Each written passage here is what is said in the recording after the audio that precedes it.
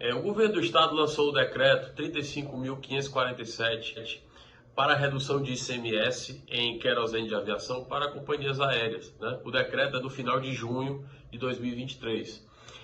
O decreto traz respostas para perguntas que há muito tempo nós nos fazemos aqui na coluna, que é como é que algumas companhias aéreas podem ter incentivo se elas não cumprem algumas legislações, como o Convênio 188 de 2017, que é o convênio do Hub, né? O decreto 35.547 flexibiliza, reduz a quantidade de voos que uma companhia precisa ter, em troca dessa companhia pagar um pouco de imposto. Antes essa companhia tinha isenção, mas com o decreto ela pode reduzir esses voos e pagar um pouquinho de ICMS, uma alíquota bem menor, né? E aí é que entra, na minha visão, né, eles ofereceram um decreto para companhias como a Latam, que não precisavam reduzir voos. É a maior operadora, né? Então, lá o decreto você traz uma redução de 50 voos domésticos para 46, e ao invés de ter isenção, você vai pagar 0,5% de ICMS. Primeiro termo, né? Se for para ter um decreto justo para as duas partes, né?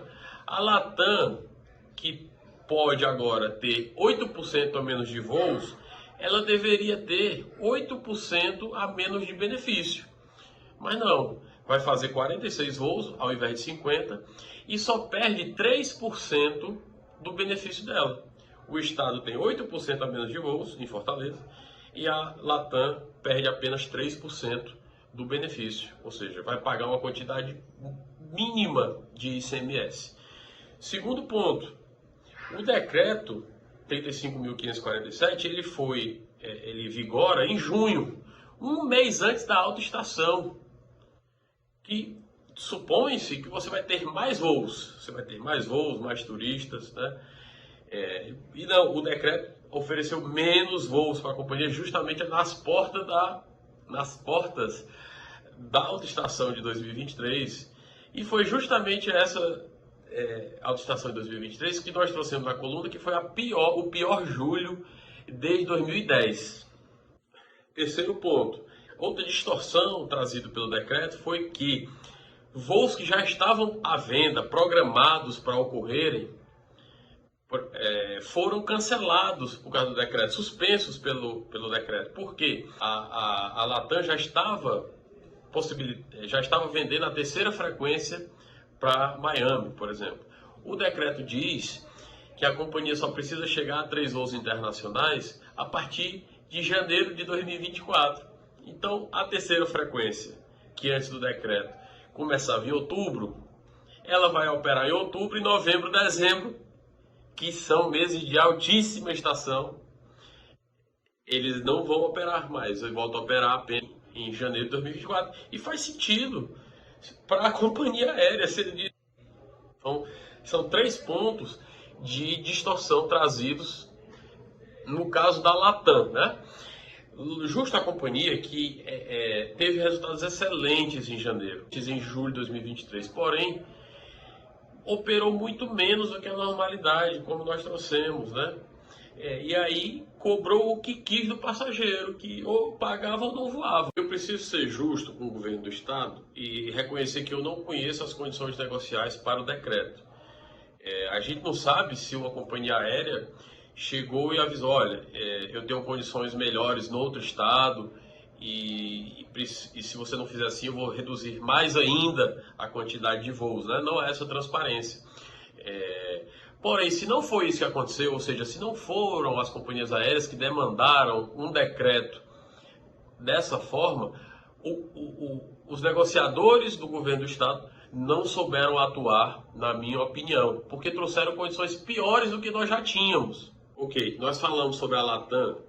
E para a Gol, por exemplo, será que a Gol teve subsídios, né? Terá formas para crescer de novo em Fortaleza? E a resposta é não. A parte que cabe à Gol é extremamente mal dimensionada. É uma alíquota de 6%, né?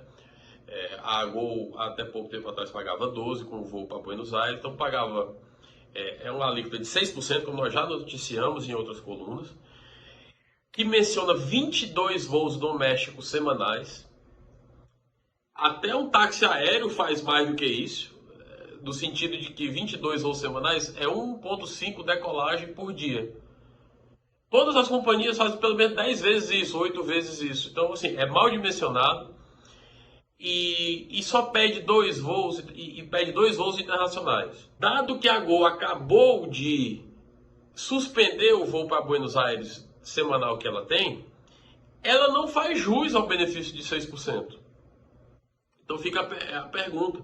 A Gol não quis comentar, mas como é que aí ela só tem um voo semanal para Miami. Cadê o outro? Ela vai anunciar? Né?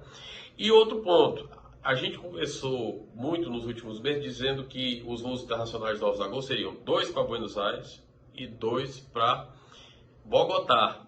O decreto só menciona 2 voos semanais. Então ela obedece a isso falando um Bogotá e um Buenos Aires, ou talvez ainda pior, só 2 para Buenos Aires e Bogotá. Ou seja, tudo que nós viemos construindo de notícia, de pauta, desde junho, Bogotá tem a chance de nem vingar. É por isso que eu disse hoje de manhã que achava que o voo nem aconteceria mais, porque para ter uma alíquota diferenciada muito melhor para a Gol, ela só precisa fazer 2. E começou os 2. Estão à venda 2 frequências semanais para Buenos Aires. Quando? Janeiro. Para janeiro. Vamos lá. O decreto só traz pontos negativos? Não. Existe um escalonamento lá, que permite pagamento de 3% de ICMS, que pode se traduzir numa boa oportunidade para companhias aéreas que nunca chegaram perto de fazer jus às condições do hub. Por exemplo, hoje a Azul, junto com a Azul Conecta, faz por volta de 14 decolagens por dia. É Azul e Azul Conecta. O decreto diz que com 20 decolagens por dia e 2 voos semanais internacionais, ela faz jus aos 3%.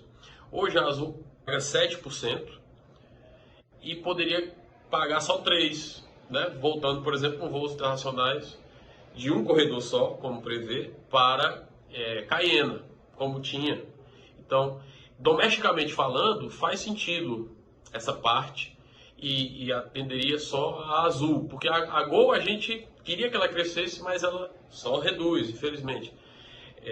Então, assim, tem essa parte positiva da Azul, poder crescer, estão cientes da nova legislação e traz um ponto positivo que é você não precisar fazer esses voos internacionais com aeronaves de 2 corredores, wide bodies, né? Você faz com uma aeronave como o Embraer, que tem um custo de operação muito menor. Então pode passar a fazer sentido a Azul aderir a um decreto desse, então é ponto positivo.